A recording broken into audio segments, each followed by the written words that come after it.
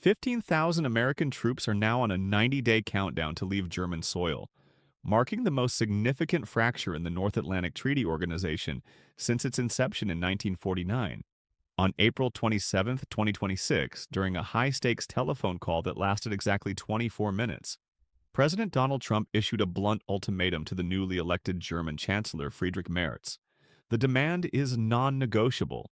Berlin must increase its defense spending to 3.5% of its gross domestic product within 90 days, or the United States will begin the immediate withdrawal of 15,000 military personnel. This is not a vague threat or campaign slogan. It is a formal directive that has sent shockwaves through every chancellery in Europe and every office in the Pentagon. By July 26, 2026, the geopolitical map of the Western world will either be fundamentally rewritten, or the era of American-led European security will come to a definitive grinding halt. This move targets the heart of the European Union's largest economy, testing whether the Merz government can survive a radical shift in its fiscal and social priorities to satisfy a White House that views security as a business transaction. You are looking at the potential dissolution of the post-World War II order, and for the American taxpayer, this represents a pivot that could either save billions or cost the United States its most critical strategic foothold on the Eurasian continent. To understand how we arrived at this 90-day window, we must look at the decades of friction regarding NATO's burden sharing. Since the 2014 Wales Summit, NATO members have been pledged to reach a 2% GDP defense spending target. For 12 years, Germany has consistently lagged behind, only recently crossing the 2% threshold in late 2024, following the massive geopolitical shift caused by the conflict in Ukraine. However, for the current administration in Washington, 2% is no longer the benchmark for relevance. It is the bare minimum for entry. President Trump's history with Germany is long and contentious, characterized by a fundamental belief that the German Wirtschaftswunder, or economic miracle, was built on the back of American-funded security. In his previous term, Trump ordered the withdrawal of nearly 12,000 troops, a move that was later frozen by the subsequent administration. But on April 27th, the context changed. Friedrich Merz, a conservative leader who promised a more assertive Germany, now finds himself trapped between a domestic population weary of austerity and an American president who views Germany's €60 billion trade surplus with the U.S. as a subsidy for German pacifism. The timing is deliberate.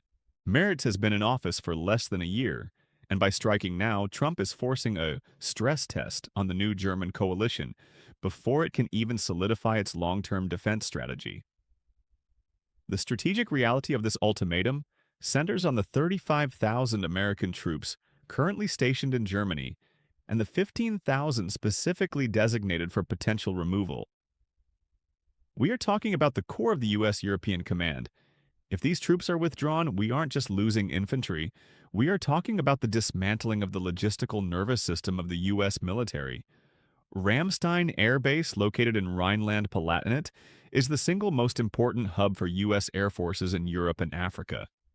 It serves as the primary gateway for every American operation in the Middle East and the African continent.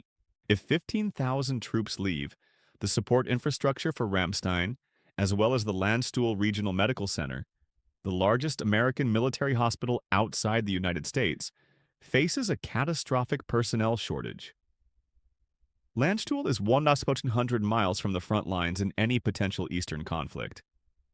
Losing it means American casualties in future operations would have to be flown back to the U.S. or to significantly less equipped facilities in the United Kingdom or Italy.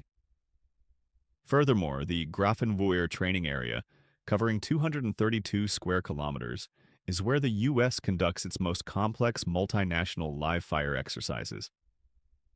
A withdrawal of this scale would effectively end the United States' ability to maintain a ready-to-fight posture in Europe, shifting the entire weight of deterrence onto a German Bundeswehr that is currently plagued by equipment shortages and a lack of combat-ready brigades. Geopolitically, this move triggers a massive realignment of power within Europe. Poland and the Baltic states, Estonia, Latvia, and Lithuania are watching this with absolute dread. While Warsaw has already surpassed 4% GDP spending on defense, they know that without the German hub, the defense of the Suwalki Gap becomes nearly impossible. If Trump pulls 15,000 troops, the Polish government has already signaled they would offer to host those same troops in Fort Trump 2.0, potentially moving the U.S. presence 500 miles closer to the Russian border. This creates a two-speed NATO, where Eastern Europe is more aligned with Washington than with Berlin or Paris.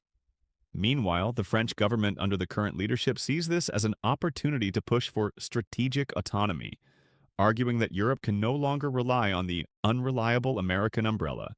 Merz is caught in a vice. If he caves to the 3.5% demand, he must slash the German social safety net, risking a rise in popularity for the far-right AfD and the far-left BSW parties who both oppose NATO involvement.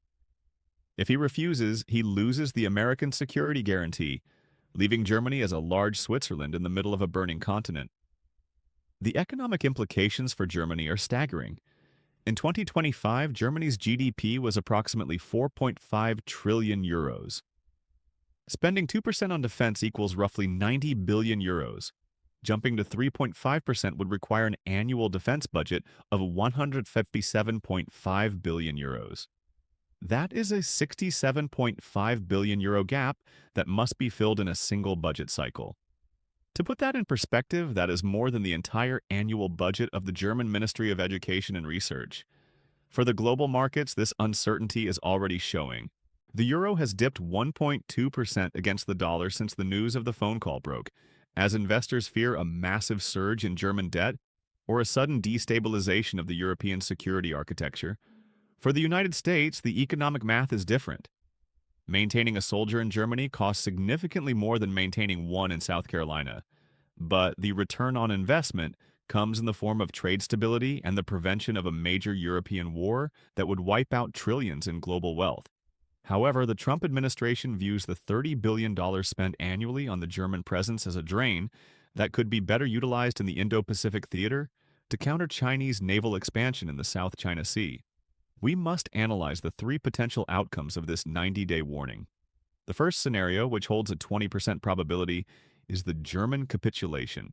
In this best-case scenario for NATO, Chancellor Merz manages to bypass the debt brake in the German constitution, declaring a security emergency to fund the 3.5% requirement. This would result in a massive windfall for American defense contractors like Lockheed Martin and Northrop Grumman, as Germany would likely purchase additional F-35 Lightning II aircraft and Patriot missile batteries to meet the spending targets quickly.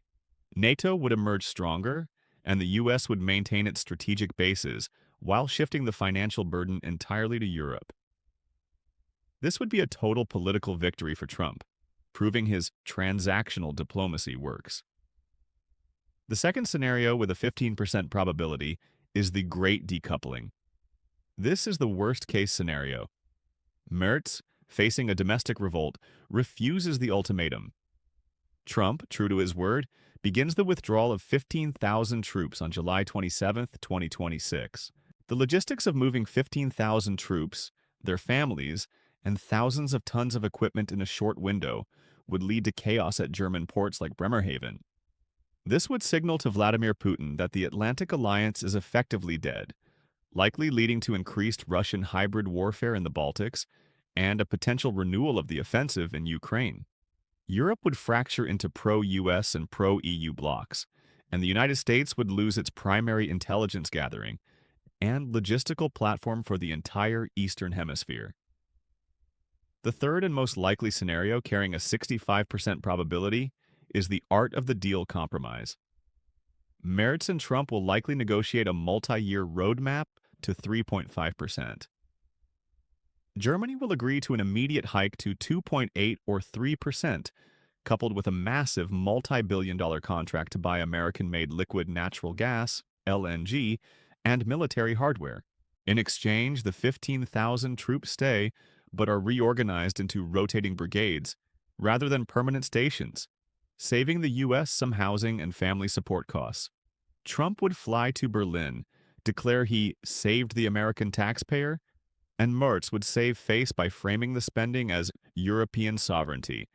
This allows both leaders to claim victory before their respective electorates while keeping the lights on at Ramstein.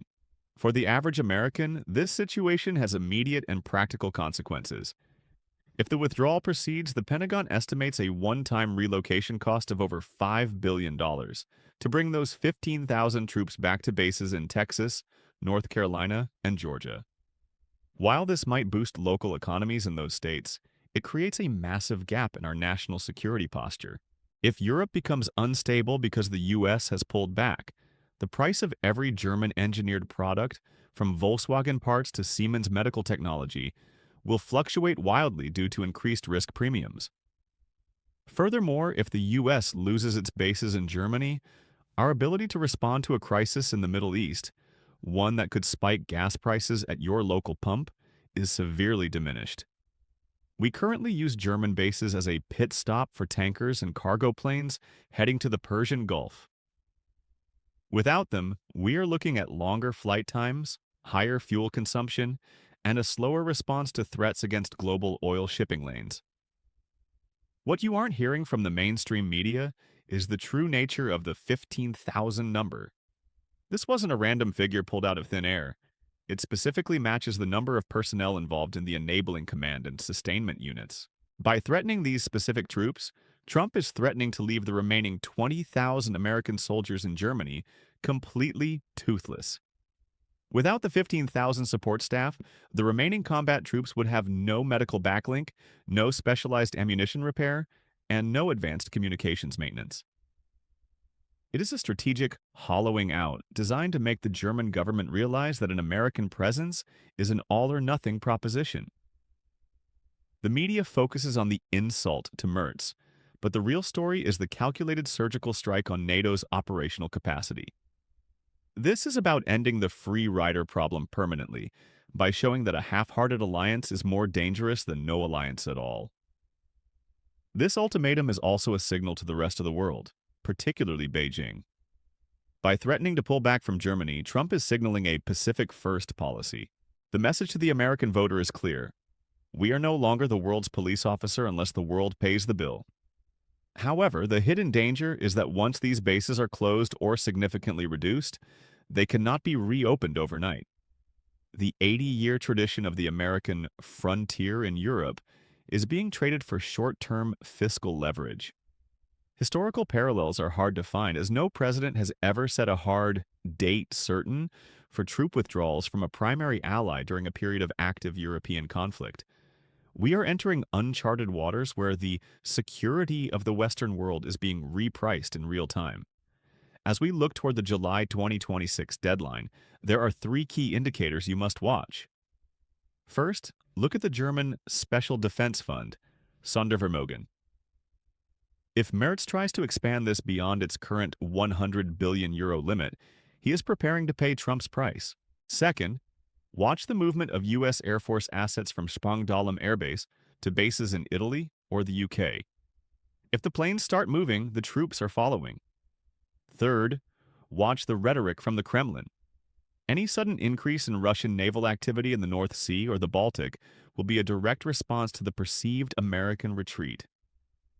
The 90-day clock is ticking, and the outcome will determine whether the United States remains the indispensable global power or becomes an isolated island in a chaotic world. The era of the blank check for European security is over. Whether you agree with the tactics or not, the reality is that the American president has placed a price tag on the Atlantic alliance that Germany may not be able to afford.